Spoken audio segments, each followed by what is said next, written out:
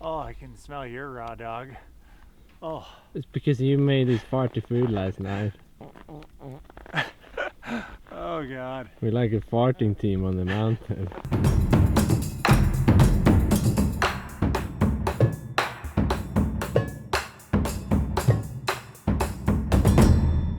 Okay, welcome to this week's episode. Wait, this is probably not what you're expecting.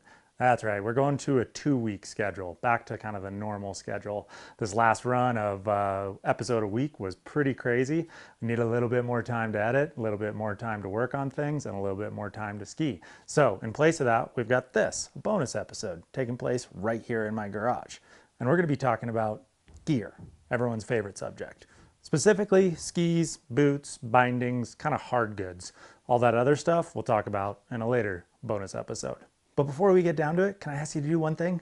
Hit that dang subscribe button. Please. It helps. It helps a lot.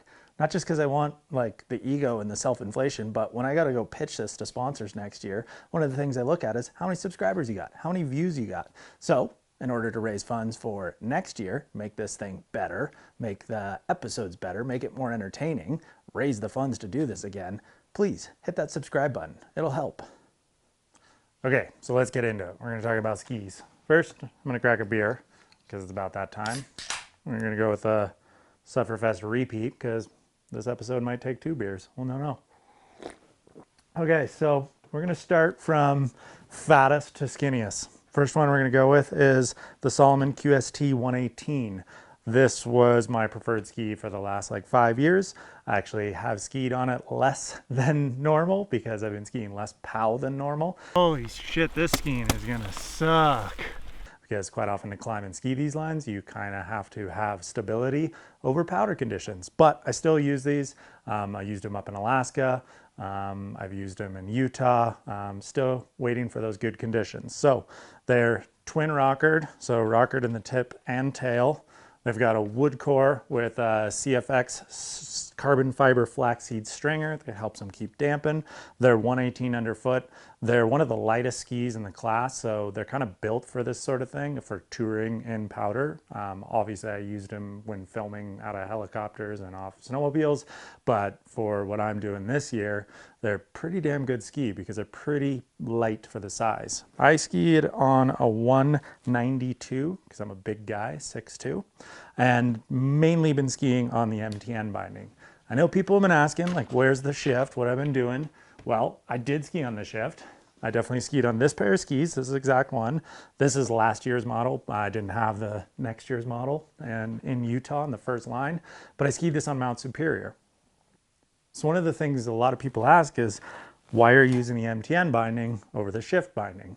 Well, a lot of it has to do with the fact that a lot of these lines are really big. They are a long distance to get into and a lot of vertical. So I'm trying to shave weight. And one of the quickest ways you can shave weight is through bindings. But there's certain times when the weight is worth it. So Mount Superior, when I skied that, it was in powdery conditions. I wanted to ski fast. I wanted to charge hard. I knew I was going to be out racing slough. The need for releasability in a binding was greater than the extra weight going up. So although I haven't skied on it much, lines like Mount Superior, only a 3,000 foot line, other lines of that sort in good conditions, I'm definitely going to be on the shift because it performs so well as a downhill binding, has the safety of a downhill binding, adds a little bit of weight, but it tours really quite well.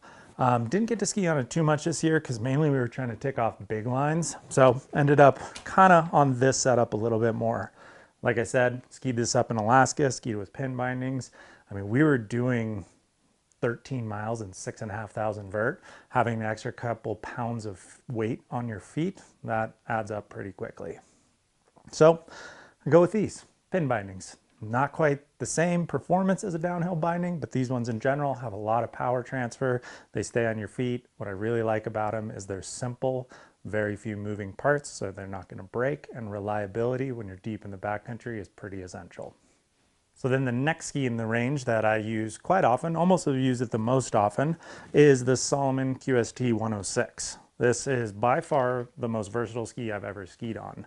I've skied and summited Denali on this ski, but I also rip groomers at the ski resort on them. So like How's that for versatility? You can carve GS turns, but then you can also ski POW and variable snow off of the summit of a 20,000 foot mountain. They've got that perfect blend of control, of stiffness, but lightness to get up. They've got the kind of, to me, one of the perfect waist widths for a lot of variable conditions, meaning 106 underfoot. If it's POW, I can stay on top of it. If it's crusty and punch crusty, I can still stay on top of it. And then if it's hard pack, I can still get an edge in quite a lot easier than, let's say, a 118 underfoot. So it provides a lot of stability. It provides a lot of ease in multiple different conditions. And then it's fairly light for kind of its class and its size. So again, easy to go up. For next year, they've actually completely redesigned the 106. Mainly it's a whole new mold. And there was one thing that we really wanted. We really loved the 106, but we felt like the tail didn't have enough release ability in kind of crusty conditions or in powder conditions. So it's a whole new mold. They've got some tail rocker now, and these things release like a dream in all conditions. Essentially, it's a vastly improved ski. It takes all the qualities of the old QST 106 and then makes it a little bit more versatile because you can release the tail when you want. So for skiing steep couloirs, get that tail released, hop turns, all that kind of stuff. But then if you want to rail a big face, it's going to do well at that. So this is a ski I kind of ski on most often during this project. You've probably seen it quite often. And again, MTN binding, because this ski I'm definitely going to be taking on some of those bigger days, the 5,000 foot vertical days, maybe 10 miles of vert. So, or 10 miles, not a vert, but a distance. So yeah, that's kind of probably the ski I use most. Okay, and then the last ski that I've been using the most this year, one that I've actually never truly used before because I was always more of a primarily downhill skier and not worried about the up at all, is my first touring ski I've ever used, the Salomon Mtn Explorer. I actually took my very first tour and my very first turns on this off the top of the Grand Teton. Good place to start, I figured. Anyways, so this ski, the Mtn Explorer, you know, is different in that it's lighter, it's narrower than I normally use. It's designed to go up better than a QST line, something that I never kind of thought I would use. In fact, I texted a picture to my buddy Chris Rubin saying I got these skis, and all he texted back was, "You've changed, buddy. You've changed." I would agree with him. Things have changed. 95 underfoot is about the narrowest ski I've skied in like 10 years, but I've been loving this ski. And I will be honest, at first I didn't like this ski. Not this exact model, but some of the original MTN Explorers. They were a little too soft, a little too floppy. They just felt too much for the up and not for the down. Luckily, they've completely redesigned this ski. It's got a similar mold, but entirely different build. So what I've found amazing about this is the sidewall construction. It's got so much power underfoot that when you're on something steep, you're on something exposed, it's hard pack, you have full confidence, full edgeability. And then what they really improved on from the old models is this tail is as stiff as a rock. I swear, try this in a store, flex the heck out of it, and you will not get it to bend. So again, when you're in those variable, weird conditions skiing over exposure, you're gonna have confidence that you're gonna get onto that tail somehow and it won't go over the back and high side to your untimely fate. It's got rocker up front. It's got quite a wide shovel, so it still works kind of in softer snow. Especially punch crust I found is kind of the worst snow to deal with, but with rocker you can kind of stay on top of it. It'll kind of help you not punch into it as much, keep you in a little bit more control. So this ski I've been starting to ski a lot more. I skied it on the Grand Teton.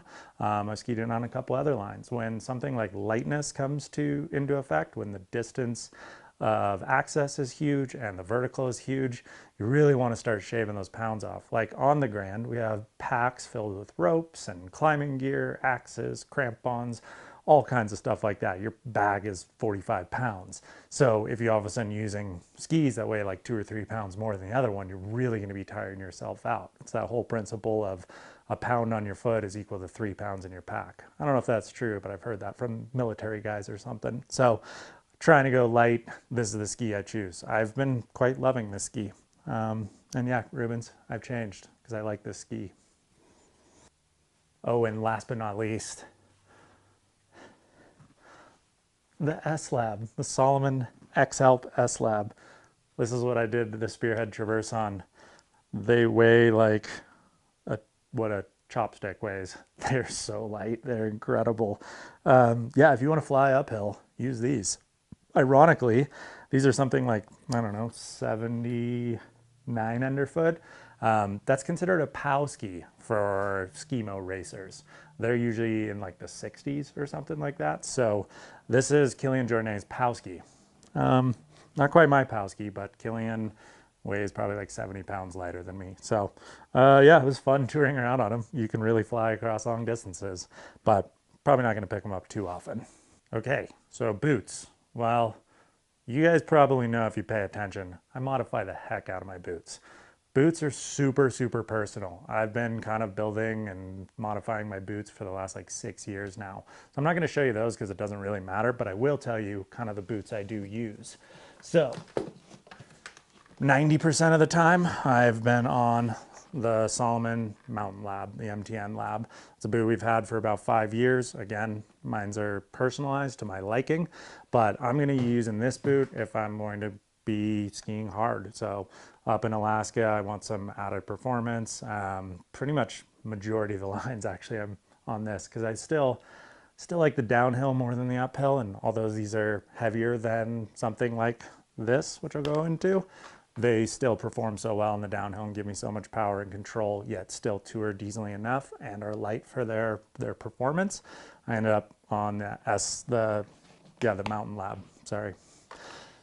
And then this is a new boot for me. This is a boot I never thought I would ski on. This is the Salomon XL. You might recognize it looks similar to the Arc'teryx boot.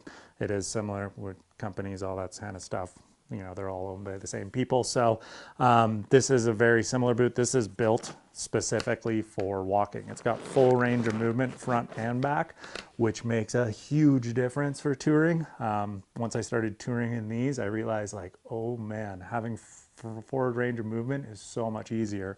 And I'm using these on all but the biggest days. So giant steps, that's what I used. For the Grand Teton, this is what I used. But when we did like the middle Teton, you know, I did back to the Mountain Lab. So this is what I'm going to be using if I really am concerned about weight, if I'm really concerned about the up, if I really want to make it out there, and I'm not as worried about like ripping, charging, going fast downhill performance. I'm more worried about just like, hey, controlled skiing, get down this, all that kind of stuff. Again, I've modified it a little bit, stiffened it up for myself, did some other few things to it, but for the most part, I've actually been quite liking this boot. It's got some benefits to it. I mean, you can walk really far. I pretty much will only ski this boot with this ski though. So if I'm using this, the Mtn Explorer, I'm using this. But if I'm going up to the wider skis, to the QSTs, then I'm gonna be in the Mountain Lab. So yeah, that's my boot explanation. Lastly, yeah, you know how people on Instagram say like, people seem to always ask me about my skincare routine, and then they proceed to sell you an ad about their skincare company that sent them a bunch of lotion or something.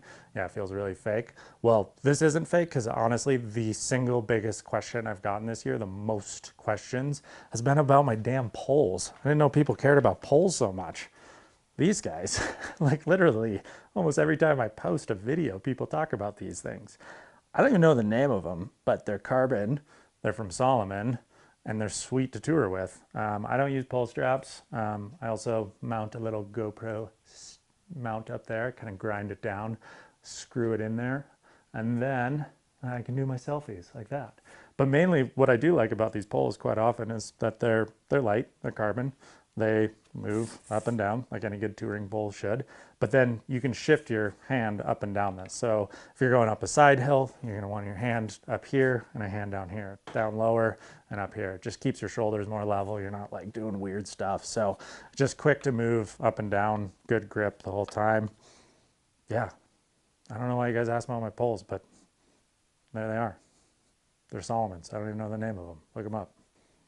Well, okay. That was the first gear bonus episode talking about this stuff.